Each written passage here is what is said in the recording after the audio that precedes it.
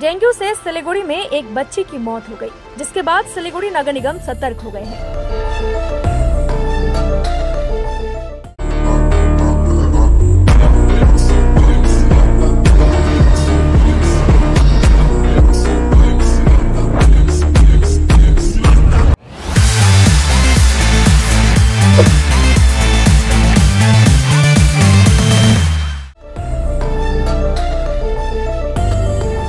Dengue से निपटने के लिए मंगलवार को मेयर गौतम देव ने आपात बैठक की।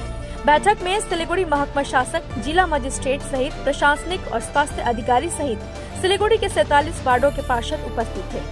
मेयर ने दावा किया कि डेंगू से बच्ची की मौत की जानकारी सही नहीं है। जिस वजह से मौत डेंगू से हुई है या नहीं, इसकी जाँच के लिए विशेष टीम का गठन किया गया है। बैठक के बाद मेयर गौतम देव ने कहा कि सिलीगुड़ी के कई वार्डों पर विशेष नजर रखी जा रही है। मालूम हो कि सिलीगुड़ी में डेंगू के 30 मामले हैं, वहीं माचीगढ़ा में 46 पॉजिटिव मामले हैं, जिस पर नगर निगम विशेष ध्यान दे रही है। প্রিভেনশনের সমস্ত বিষয়গুলো নিয়ে আমরা এর আগে 3 মাস আগে থেকেই আমরা লাগাতার ক্যাম্পেইন করছি। জনসচেতনতা, আমাদের ভিসিটি টিম, আমাদের হাউস টু হাউস টিম, আমাদের অন্যান্য স্বাস্থ্য আধিকারিকরা, আমাদের কম বেশি 30 কেসেস আছে, তার মধ্যে ম্যাক্সিমামই নেগেটিভ হয়ে গেছে, 2-4টে পজিটিভ কেস আছে। এবং যে জায়গাগুলো এই ডেঙ্গি প্রবণ বা আমাদের পতঙ্গবিদরা যারা এসছেন এন্টোমোলজিস্ট কলকাতা থেকে, তাদের রিপোর্টে আমরা 4-5টা ওয়ার্ডকে ভার্নারেবল ওয়ার্ড পেয়েছি। সেটা আমরা যথাযথ ব্যবস্থা নিয়েছি এবং সেটার প্রিভেনশনের যে কাজটা আমরা করছি। আমরা বৃহস্পতিবার 5টা আমরা প্রায় 6-7টা ওয়ার্ডে একদিন ড্রাই ডে হিসেবে আমরা এটাকে ব্যবহার করব। সেই একটা দিন সপ্তাহে তার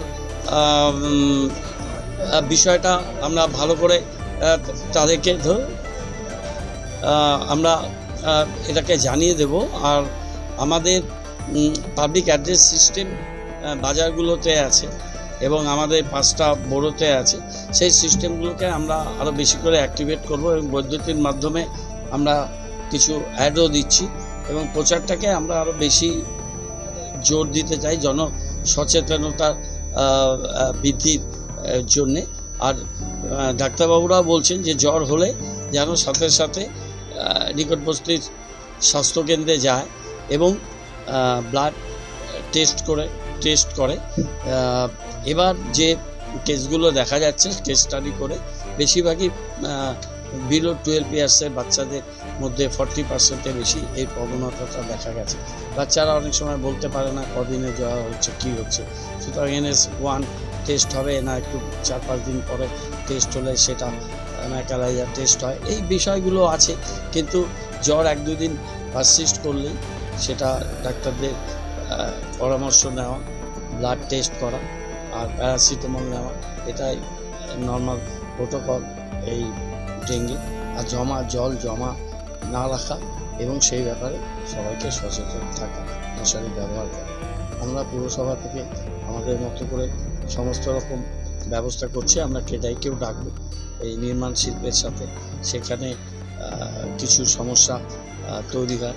central government establishment, mainly rail, তাদের প্রচুর অ্যাবান্ডেন্ট কোয়ার্টারগুলো আছে। আজকাল কর্মীর সংখ্যাও কমে যাচ্ছে, কোয়ার্টারগুলো ভেঙে চুরে বিভিন্ন জায়গায় পড়ে আছে। সেইখানটা জল, সেখানে জঙ্গল, সেগুলো পরিষ্কার করার মতো তাদের পরিকাঠামো নেই। এখানে রেলের যারা অফিসার আছে তাদের সাথে কথা বলে হচ্ছে না। আমরা কথা বলছি, তারপর গভর্নমেন্ট লেভেলে আমরা আরও উপর লেভেলে সেটা আলোচনা একটা করা দরকার।